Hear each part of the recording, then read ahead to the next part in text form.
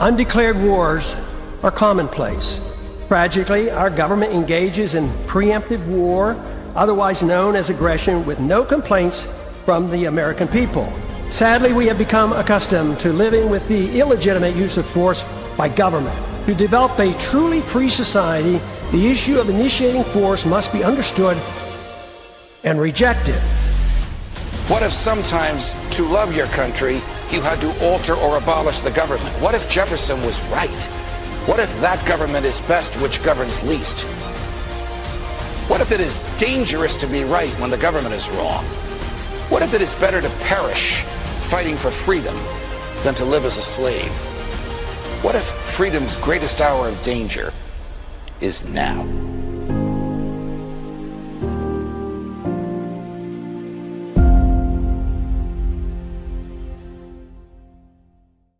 Hi, everyone. Judge Andrew Napolitano here for Judging Freedom. Today is Wednesday, February 4th, 2026. Professor Glenn Diesen joins us now. Professor, as always, a pleasure. This morning, our colleague Gilbert Doctorow reports that in Abu Dhabi, the negotiations, the trilateral negotiations, United States, Russia, and Ukraine, people interacting with the negotiators when they leave the hotel where the negotiations are going on report the Russians as happy and the Ukrainians as sad. Does that sound realistic to you? Well, it does make sense because the two sides are very far apart. Of course, there's three sides here. It's the United States, I keep pointing out, is not merely a mediator. But if these two sides, that is Ukraine and Russia, should be brought closer together, it has to be done through immense pressure. And the reality is that there's not much pressure that can be used against Russia. 4 years ago, there would have been. But now, of course, as we have reached almost the end of this war and the Russians are holding, well, let's say all the cards, it's very difficult to pressure them. So, you know, the stark reality is if Trump really wants for the Ukrainians and Russians to come together, most pressure has to be put on the Ukrainians. When you say we're reaching the end of the war and Russia holds all the cards, of course, I agree with you. Do the Ukrainians, in your view, in their private, intellectually honest moments, recognize that? I don't know how you could know about their private, intellectually honest moments. Well, do you think the Ukrainians recognize that? Well, I do. I think there's obviously a massive focus on media management. I know often the statements coming out of Kiev will make it sound like they're perhaps irrational. They don't understand what's happening around them.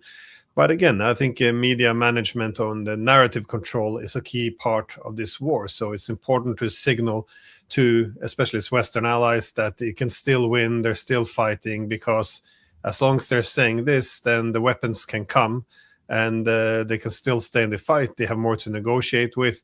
As soon as they admit the horrific situation the way it is, then that reality begins to create itself. And again, this is the same reason why the Western powers have been lying about the casualties in Ukraine.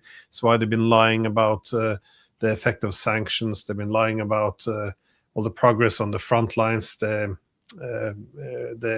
casualty ratios, and so it's putting a positive spin on it. But if you see some statements coming, for example, from the former head of Ukrainian intelligence, as Budanov and others, from time to time they do explain that the situation is quite dire. They usually have to retract these statements fairly quick, given that it doesn't go down well with the public, that is official communication. But overall, I think they know where this is going, which is why there's a need to put an end to this. But this war has many dimensions to it. Like I said, not only do they have to keep a brave face for the US and the Europeans, but within they have a public which has good reason to be disgruntled. You have a split between the political class and the military. You have the right wing, who has always functioned as a sort of veto power on whatever is decided politically. So there's a lot of considerations to take into place, which is why often you need people like Zelensky to speak in this big language and not making any compromises. If I just one last comment was the former advisor of Zelensky, Arestovich, he made once a comment about why this was dangerous, because Zelensky had been said then for more than 3 years that we're winning, and suddenly, as things goes really poorly, they have to now recognize the massive losses and why they need to make a settlement. And he compared it to a big tanker. Once you've been pretending or selling the narrative that you're winning for so many years, it's very hard to suddenly try to make the public prepared for difficult compromises. But the fact that they are talking about compromises not being difficult, it shows that they're preparing their public for, I would call it a humiliating defeat. Where is Ukraine getting its weapons from now? I assume still from the United States and the Europeans. You still see weapons being shipped. Over the past 2 weeks alone, I've seen some, I don't double check always all the information, but you do get a lot of these images and the reports of flights delivering a lot of weapons, then the United States dropping off in Poland and then being shipped on into Ukraine. So, but as well, the Europeans are also either producing their own or buying American weapons. Either way, the weapons are still coming, but by far not in the necessary quantities. So this is the reason why they're having both a problem now with manpower as well as military equipment. And who's paying for these weapons? Is the U.S. paying, or are the Europeans paying U.S. arms manufacturers? Well, the official deal, because Trump said we're not anymore supporting this war because that was Biden's fault. The idea is that the U.S. only sells weapons. But from what I understand is the U.S. still sends its own weapons as well as provides some financing. So it's still Trump's war. I think much like I said on the Ukrainian side, there's a lot of narrative control on all sides, the Russian, European, but also the Americans. So I think a lot of the weapons and money going through is not necessarily through the Europeans alone. Got it. The chief negotiator for the Ukrainians, is this their head of security, or is this a person from the Banderist mentality, the crew that once said, supposedly, to President Zelensky, if you cave to Putin, you'll be hanging from a tree outside your office? Yeah, I think, well, the one who said that was Dmitry Yarosh, is the leader of the right sector. And, as I said before, you also have other right-wing leaders like Bieletsky, and who once stated that the mission for Ukraine was to fight the Jews and fight for the survival of the white race. So, a lot of the common neo-Nazi talk. Anyways, they threatened the life of Zelensky in 2019 because he had run on a platform of establishing peace with Donbass and Russia. So they more or less threatened him, either you reverse this or he will hang you from a tree in Kiev. And not only did he reverse, but all of these people are now in top positions in his military. And so it's, he had to cave to these forces, which... All right, so he caved to them. Now he's got to cave to reality, and they have to cave to reality. Is that not the case? Isn't it very obvious? You said it a few minutes ago. The war is nearly over, and Russia has all the cards. Yeah, well, you would think so, but it's very hard for the nationalists to accept this because, again, this has been a very, from their perspective, a very, very long conflict. And not just the past 12 years, but they see essentially their whole history as being one of breaking out from Russia's shadow. So I think there's a lot of concerns about, giving up now. But it's no, I think they know what's happening, but it's a very painful and humiliating peace which stands before them. So it's going to be very difficult to accept. But that being said, any horrible deal today will be much, much worse tomorrow. Right. What is the Kremlin's attitude about peace? By which I mean, would the Kremlin stop short of its goals in order to get Ukraine to give up its arms and the United States to rescind the sanctions? Or would there be a horrific backlash amongst the Russian people if President Putin and Foreign Minister Lavrov were to do that? Well, I think also on the Russian side, you have rational objectives, but then you also have to account for, I wouldn't call it irrational, but human nature. That is, on the rational aspect, it's what is recognized is NATO's incursion into Ukraine is considered to be an existential threat. This is what the war has been about. This is why they want to have reassurances that there won't be any NATO membership or de facto membership that is giving base rights or something along the Black Sea coast. It means getting Western intelligence agencies out of Ukraine. So this is at the core. And they don't really think that this can maybe ever be achieved, which is why the territorial concessions are seen as the ultimate guarantee to push back. This is why they also would like to see regime change, that if there's someone friendly in Kiev, at least then it would be more likely to expel the Western intelligence agencies, which established themselves there after the coup in 2014. That being said, this would be considered to be rational goals, which if they can't get it through diplomacy, then they'll get it through conquest. Now, but in addition to this, you can argue that throughout the military command, to leaders down to the regular soldiers, there's probably many who have the sentiment that a lot of blood has been invested here, and when they're this close to victory, that it would be foolish to not get back not just the historical lands of Russia, so which includes Odessa as a Russian city, historically a Russian city, but also also to assure that these kind of regions like Odessa won't fall in the hands of Europeans, Americans, or NATO altogether in the future. So I think for a variety of reasons, there would be a pushback against a bad peace at this point in time. Yeah. How many Russian troops have been killed? It's more than 100,000, is it not? Maybe a few 100,000. Yeah, I think a few 100,000 already. Again, I don't we have a few 100,000 mothers and grandmothers and wives and girlfriends, and that's enough to cause a stir in President Putin's life, no?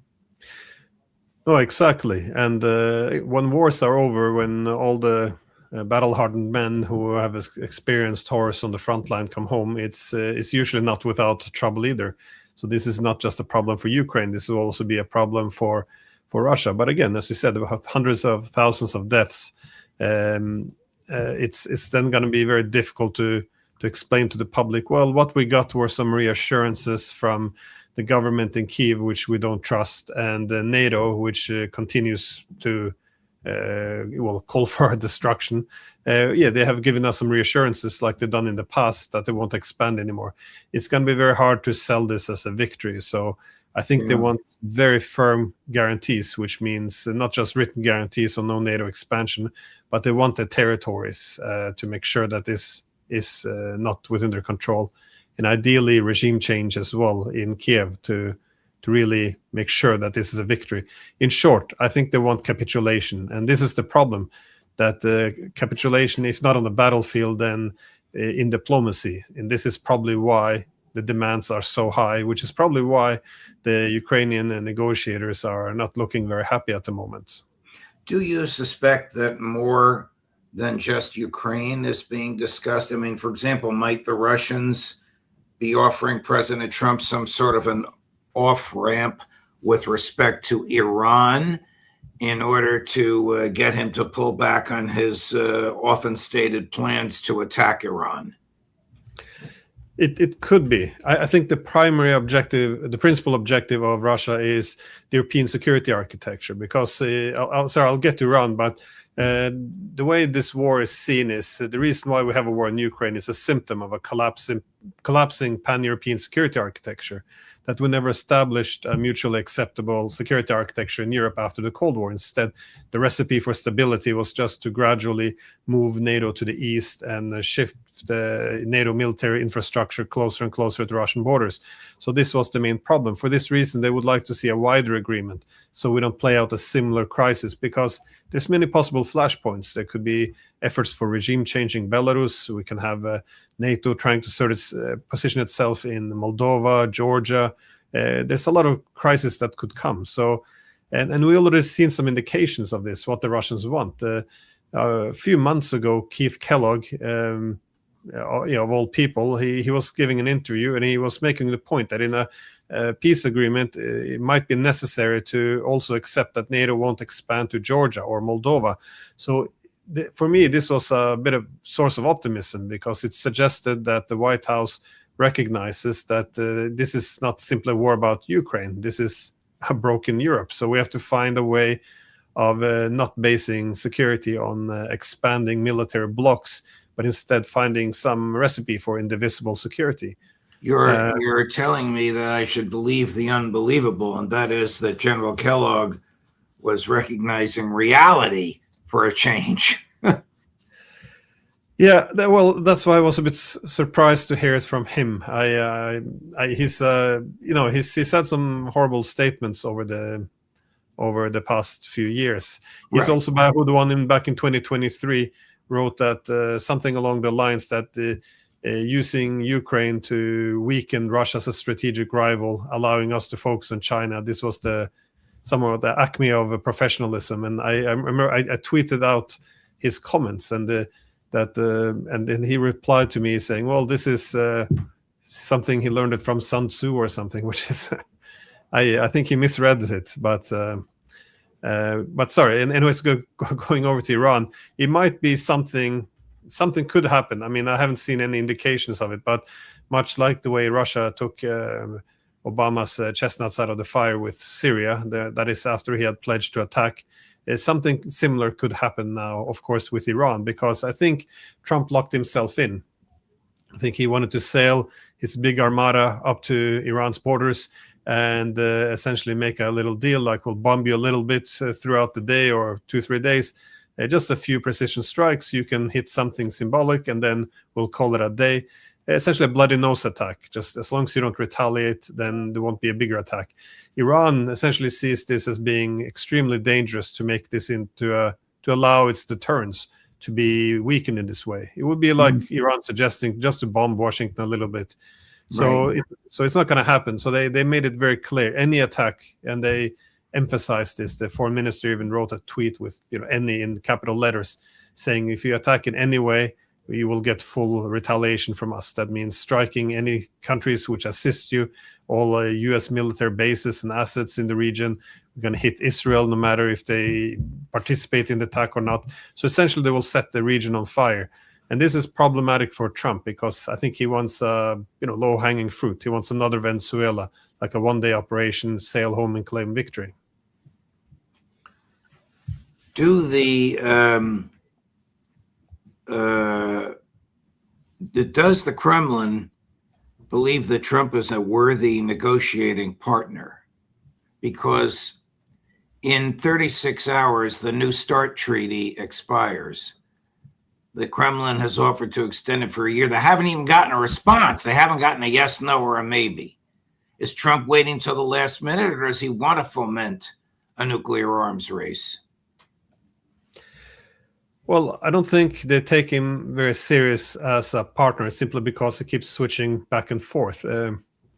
We've seen this with the Ukraine war as well. One day he's putting pressure on Zelensky. The next day he's angry with Putin, and it's going to go back and forth. And you can set up a formula in Alaska, which both sides agree upon, and then later on he tries to go back and change the foundations. Now, I think it's the same with the nuclear weapons, because a few months ago he was making the point. He was saying U.S., Russia, China, we should all come together in a trilateral agreement to denuclearize. And now, of course, he doesn't even want to renew the New START treaty. So there's, and of course, when it comes with his great ideas like the what's called the Golden Dome.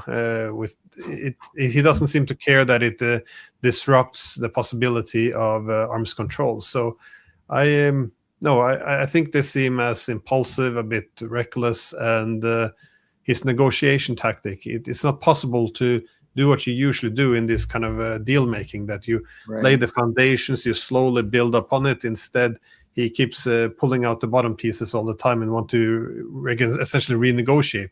And this is the same problem he had with the Iranians. He tears up the JCPOA, and then he wants another deal. But there's no reason to trust him after this, because he can just rip up the deal any day and try to go for something else. So I was wrong when I said the New START expires tomorrow. It expires at the end of the day today. Now it's 1:20 in the afternoon here on the East Coast of the United States.